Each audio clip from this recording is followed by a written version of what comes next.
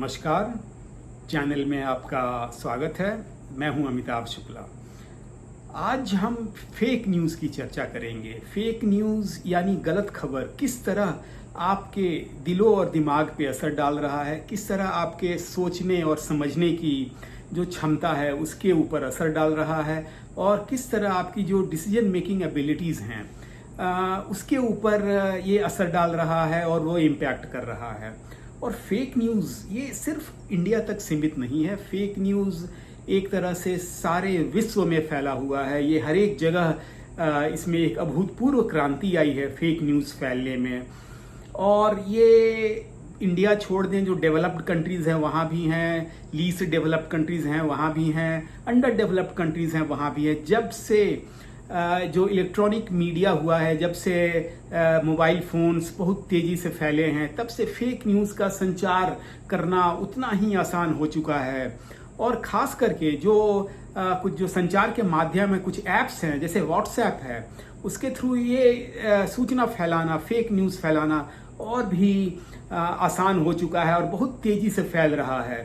और इसको फैलाने में ना सिर्फ जो मोटिवेटेड पार्टीज़ हैं, मैं पॉलिटिकल पार्टीज़ की यहाँ किसी का नाम नहीं लूँगा, लेकिन इसमें पॉलिटिकल पार्टीज़ का एक ख़ास तरह का एजेंडा फैलाना होता है, वो इसमें शामिल हैं।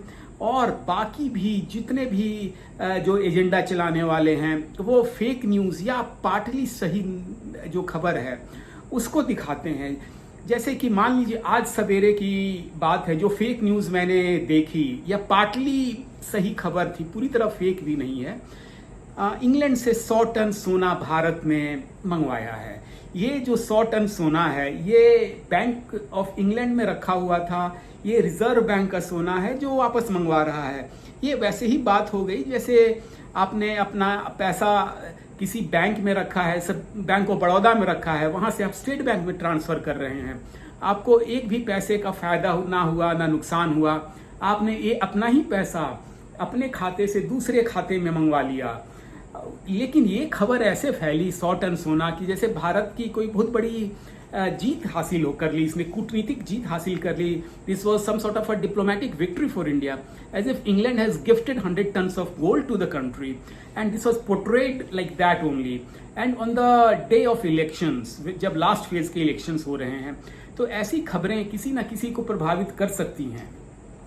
तो ये फेक न्यूज़ जो है, ये नैरेटिव जो है बिल्डअप करना, ये अब काफ़ी कॉमन हो चुका है। जितनी भी पॉलिटिकल पार्टीज़ हैं, हर एक पार्टी का एक प्रॉपर एक आईटी सेल होता है, इंफॉर्मेशन टेक्नोलॉजी जो हैंडल करते हैं, सोशल मीडिया हैंडल करते हैं। और ये इतना आसान काम है एक खबर को तोड़ मरोड़ के पेश करना, हेडलाइन के साथ खिलवाड़ कर देना। ऊपर हेडलाइन में कुछ और हो, नीचे खबर कुछ और हो। हेडलाइन से आप चले जाते हैं खबर देखने के लिए, लेकिन पता चला वो खबर किसी और चीज़ की होती है। This is also called click bait. Click bait होता है कि आप किसी एक पर्टिकुलर खबर को आप अपने मोबाइल पे या लैपटॉप पे हैं तो उसको आपने दबा दिया। जब आपने दबा दिया तो वो खुल जाता है। क्लिक बेट का मतलब होता है आप जितनी बार दबाएंगे उस वेबसाइट को उतनी ही हिट्स मिलेंगी।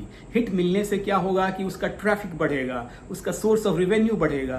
तो वो सेंसेशनल खबरें और ऐसी खबरें परोसते हैं जिसमें कोई सिर पैर नहीं होता, कोई आधार नहीं होता, और वो सिर्फ आपको क्लिक करने के लिए मजबूर करता है। ऐसी खबरों से बचें। सबसे बड़ी सावधानी आज के दिन में लोगों को इस बात की है कि वो आलस्य से बचें और चीज़ों को पढ़ें। कम से कम एक न्यूज़पेपर, एक अखबार तो पढ़ने की आदत आप डाल ही लें। आपको मैं बताता हूँ, मैंने अखबार में काम किया है, बरसों तक काम किया है, आज भी काम कर रहा हूँ। अखबार कभी आपको झूठी खबरें नहीं दे सकता। वो एनालिसिस हो सकता है, एनालिसिस में आपको कुछ कमी बेसी नज़र आए, एनालिसिस किसी का पर्सनल ओपिनियन होता है, खबरें नहीं होती। खबरें अगर वो अखबार झूठ अगर फैलाएगा, अगर प्रिंटेड फॉर्म में खबर होगी तो उसके खिलाफ केस हो जाएगा और उसके खिलाफ मानहानि का दावा हो जाएगा और तरह तरह के उसके खिलाफ लीगल एक्शन लिए जा सकते हैं। जब भी एक अखबार छपता है तो उसके पीछे एक पूरी कानूनी प्रक्रिया होती है। There is an entire legal process behind it, from getting a title लेने से लेकर के, और उसके जो पब्लिशर हैं, प्रिंटर हैं और एडिटर हैं, सारे नाम उसके गवर्नमेंट के अकाउंट में, गवर्नमेंट के ऑफिसेज में, डिप्टी कमिश्नर के ऑफिसेज में रजिस्टर्ड होते हैं। वो गलत खबर नहीं पहुंचाएगा। तो आप एक ना एक अखबार जरूर पढ़ें, वो आपको फेक न्यूज़ की जो फैक्ट्रियां हैं उसके चंगुल में बचने से बचा लेंगी। आप दूसरी बात, आप अपने जो भी आप खबर को आप कंज्यूम कर रहे हैं, आप आइदर उसको व्हाट्सएप के जरिए पढ़ रहे हैं या किसी इलेक्ट्रॉनिक मीडिया के जरिए पढ़ रहे हैं, अगर आपको उसमें कुछ भी सेंसेशनल नज़र आता है, कुछ भी ऐसा नज़र आता है कि जो संदेह की अवस्था पैदा करता हो, तो आप उसको डबल चेक करें। अपने घर में लोगों से बातचीत करें, अपने लोगों से विश्वास में लेकर के अपने दोस्तों से बात करें, और तो और आप सीधा साधा आप गूगल में चले जाएं और उसको सर्च इंजिन में डाल करके देखें कि ये फैक्ट है कि नहीं है। बहुत सारे सर्च इंजिन्स आ चुके हैं, बहुत सारे फैक्ट चेकिंग वेबसाइट्स आ चुके हैं जहां पे आपको एग्जैक्ट इन्फॉर्मेशन मिल जाएगा किसी फैक्ट के बारे में। अगर आप ये सावधानियां नहीं बरतेंगे तो जो मैं आपको बता रहा हूँ आप विश्वास कर लेंगे। विश्वास तुरंत ना करें किसी भी चीज़ पे। Develop critical mind. अगर आप विश्वास करने लगेंगे तुरंत आंख बंद करके किसी भी चीज़ पे, तो नुकसान आपका ही होगा। सपोज आपके पास व्हाट्सएप में एक मैसेज आ जाता है कि एक कोई किसी पेड़ की पत्ती खाने से ये बीमारी दूर होती है, आपको वो बीमारी है, आपको अंदेशा है कि वो बीमारी है, आप डॉक्टर के पास नहीं गए, वो पत्ती पीस करके आप जिंदगी भर खाने लगे, 1 साल खाया या 6 महीने खाया, उस पेशेंट की हालत खराब ही होगी, क्योंकि वो स्यूडो साइंस है। साइंस में और विज्ञान का कोई आधार नहीं है, किसी ने फॉरवर्ड कर दिया, उस पर आप कभी भी विश्वास ना करें, उसको साइंस से चेक करें। और जब हेल्थ की बात होती है तो हेल्थ तो सिर्फ डॉक्टर ही देख सकता है ना, डॉक्टर ही साइंस है, डॉक्टर ही ने पढ़ाई की है और उसी साइंस का विकास हुआ है, तो उसको आप दरकिनार मत करें, उसमें आप जरूर जाएं। उसी तरह से जो खबरें होती हैं तो खबरों के सोर्स पे जरूर जाएं। खबरें किस सोर्स से आपके पास आ रही हैं, the source of the news should be authentic. कौन सा जर्नलिस्ट है, उसकी बाईलाइन क्या है, उसकी ऑथेंटिसिटी क्या है, कौन सा न्यूज़ चैनल है, उसका कोई मोटिव तो नहीं है, उसका कोई मोटिवेटेड प्रोग्राम तो नहीं है, वो किसी एजेंडा के साथ तो काम नहीं कर रहा। इन सब चीज़ों पे जाएं। आपको एक नागरिक को फेक जो खबरें हैं उनसे बचने का आपको सबसे आसान काम यही है, अखबार पढ़ें और आप अपने सोर्स ऑफ न्यूज़ पे जाएं, दोस्तों के साथ चर्चा करें और किसी भी चीज़ पे तुरंत विश्वास ना कर लें। डेवलप द क्रिटिकल माइंड और असेसमेंट करें चीज़ों का, तब आप डिसाइड कर पाएंगे। आपको मैं एक और बता दूं यहाँ पे कि जितने भी जो स्कैमस्टर्स हैं, जो बैंक के थ्रू आपको स्कैम करते हैं और तरह तरह के स्कैम करने की कोशिश करते हैं कि आपका बिजली का जो बिल है वो आज कट जाएगा, बिजली कट जाएगा या मोबाइल कनेक्शन कट जाएगा या बैंक खाता आपका ब्लॉक कर देंगे, आप उस पर तुरंत विश्वास कर लेते हैं और तभी आप स्कैम के शिकार बनते हैं। वो भी फेक न्यूज़ है, वो फेक न्यूज़ फैक्ट्री से आ रहा है, वो स्कैमस्टर्स कर रहे हैं। आपने विश्वास करना पहले बंद कर दीजिए, आंख बंद करके, आंखें खोल करके रखिए।